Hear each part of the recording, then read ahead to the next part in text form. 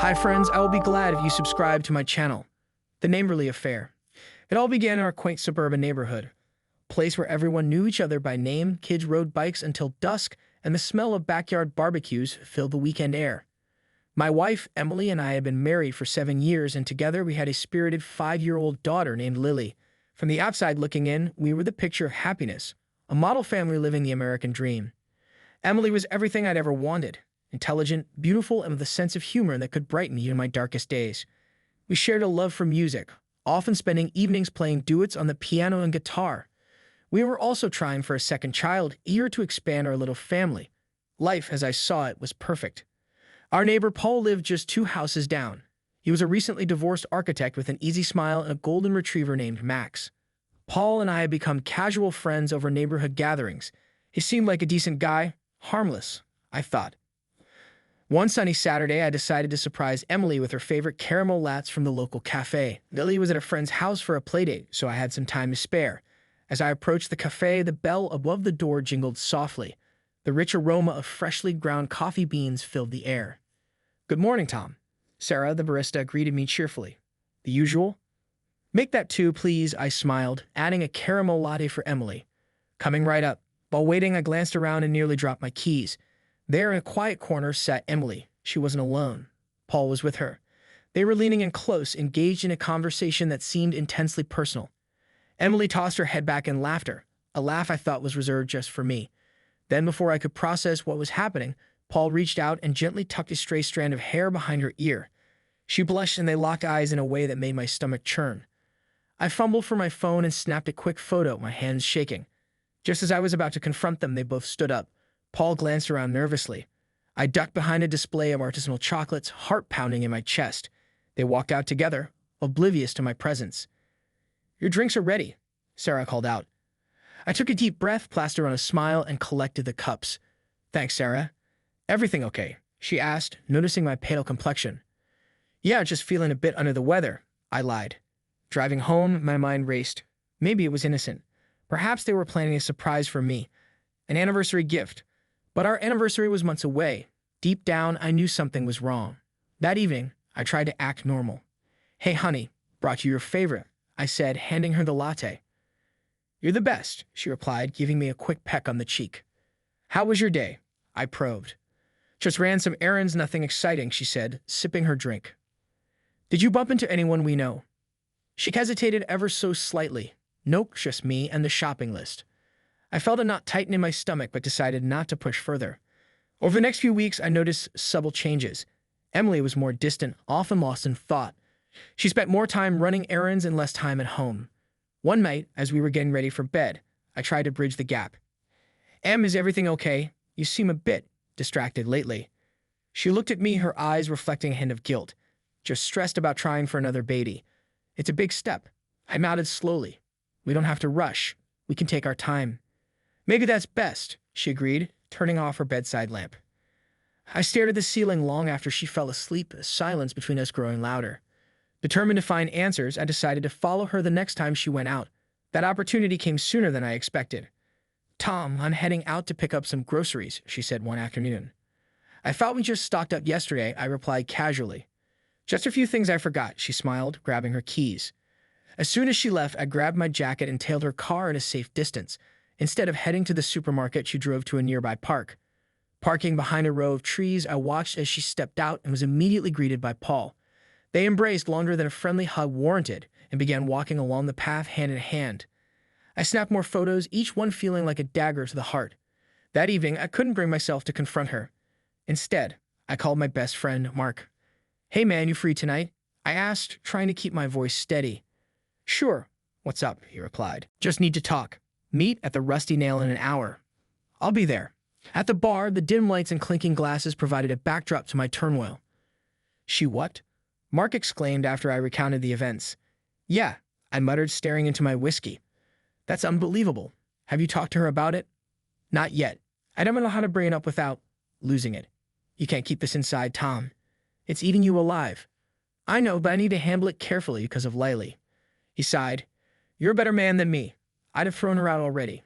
Over the next few days, I devised a plan. If Emily wanted to deceive me, then I would make sure everyone saw her true colors. I compiled the photos and drafted an email. Addressing it to her parents and our close friends, I wrote, "I thought you should know what's been happening." I attached the images and hit send. It didn't take long for the fallout to begin. My phone buzzed incessantly with messages and calls, but I ignored them all. That evening, Emily burst through the door, her eyes red and swollen. "How could you do this to me?" she screamed. "Me? How could you do this to us?" I retorted, standing up from the couch. "You had no right to share those photos. I had every right. You betrayed me, betrayed our family." She collapsed onto the floor, sobbing. "I never wanted to hurt you." "Well, congratulations, you did," I said coldly. "Can't we just talk about this privately?" she pleaded. "Privately? Like how you privately met with Paul? How long has this been going on?" She looked away, tears streaming down her face. "Almost a year." "A year?" I felt a surge of anger. "All while we were trying for another child?" She nodded silently. "Tell me, Emily, whose child were you hoping to conceive? Mine or his?" She winced as if I'd slapped her. "That's not fair." "Fair? You want to talk about fair? You destroyed our marriage, and now you're worried about fairness." Lily's small voice interrupted us. "Mommy, Daddy, why are you yelling?" We both turned to see her standing at the bottom of the stairs, clutching a stuffed rabbit. Emily quickly wiped her tears. "Oh, sweetie, everything's okay. Go back to bed." I forced a smile. "Yeah, Pumpkin. Mommy and I are just having a grown-up talk." She looked uncertain but nodded. "Okay. Love you." "Love you too," we said in unison. As she disappeared upstairs, the weight of the situation pressed down on me. "For her sake, we need to figure this out," I said quietly. Emily nodded. "I agree." "Here's what's going to happen," I began. "We'll live under the same roof, but as roommates, we'll keep things normal for Lily until we figure out the next steps." She looked defeated. "I understand." "Also stay away from Paul. I don't want him anywhere near our family." "I'd already ended things with him," she whispered. "Good." The next few weeks were tense. We coordinated our schedules to avoid each other as much as possible. At dinner, conversations were minimal, focusing solely on Lily. One afternoon, I received a call from Emily's mother. "Tom, dear, how are you holding up?" she asked gently. "I'm managing," I replied. "Emily told me everything. I just want you to know that we're here for you and Lily." "Thank you. I appreciate that. Please let us know if there's anything we can do." "I will." As the months passed, the facade became harder to maintain. Lily grew more perceptive, sensing the distance between us.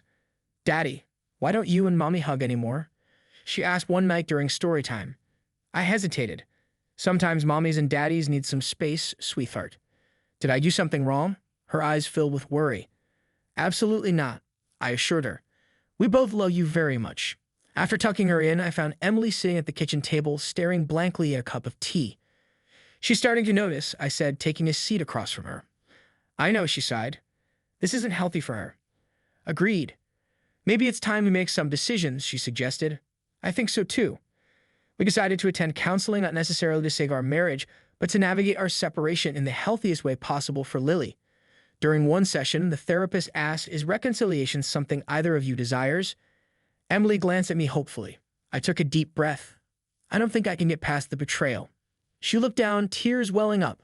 "I understand." The therapist nodded. "Then let's focus on co-parenting strategies." In the weeks that followed, we worked out the logistics. Emily would move into an apartment nearby to keep Lily's life as uninterrupted as possible. We agreed on joint custody, alternating weeks. On the day she moved out, the house felt eerily empty. Lily was confused. "Why is Mommy leaving?" she asked, her little face crumpling. I knelt down beside her. "Mommy and Daddy are going to live in different houses, but we'll both still be with you." "Will you get back together?" I swallowed hard. "I don't know, sweetheart, but no matter what, we both love you more than anything." She hugged me tightly. "I love you too." As time passed, the wounds began to heal, albeit slowly. I focused on my relationship with Lily, cherishing the time we spent together. Emily and I maintained a civil relationship for our daughter's sake. One evening, after dropping Lily off at Emily's place, I stopped by a new coffee shop in town. As I waited for my order, a familiar voice called out, "Tom?" I turned to see Sarah, the barista from our old cafe. "Sarah, it's been a while," I smiled. "Yeah, I haven't seen you around lately." "Things have been complicated," I admitted. She nodded sympathetically. "I heard a bit. Small-town gossip, you know." "Right. Well, if you ever need someone to talk to, I'm a good listener," she offered. "Thanks. I might take you up on that." We exchanged numbers, and over the next few weeks we met occasionally. It was nice to have a friend who wasn't intertwined with my past. One afternoon, as we sat by the lake, she turned to me. "You seem lighter," she observed. "I feel lighter," I agreed. "I think I'm finally moving forward." "Good," she smiled warmly. "You deserve happiness." "Maybe I do." As the sun set, casting golden hues over the water, I realized that endings can lead to new beginnings. While the pain of betrayal still lingered, it no longer defined me. Epilogue. Emily and I settled into our new lives. Lily adapted surprisingly well, her resilience a constant source of inspiration. Emily and I remain amicable, attending school events together and celebrating birthdays as a family unit. Sarah and I grew closer, our friendship blossoming into something more. She brought joy back into my life, reminding me that love is possible after heartbreak. One day, while walking hand in hand, she asked, "Do you ever regret how things turned out?" I thought for a moment. I regret the pain, but not the lessons learned. She squeezed my hand. "Here's to new chapters." "To new chapters," I echoed. Reader comments. Heartfelt ad. This story resonated with me deeply, going through a similar situation, and it's comforting to know I'm not alone. Empathy, Emily. Infidelity is so painful, especially when children are involved. I'm glad they put their daughter first. Hopeful romantic. Love the ending. It's true that new beginnings can come from the darkest places. Truth seeker. Sending the photos to her parents and friends was harsh but understandable. Betrayal cuts deep. Skepticalsome. I don't know if I could have held it together like he did. Props to him for handling it maturely. Lily loves books. As someone named Lily, I felt a personal connection. Happy to see she adjusted well. Moving forward, the interaction with Sarah gives hope that love after betrayal is possible. Honest opinion. I wish Emily had shown more remorse, but maybe that's realistic. Family first. Co-parenting done right.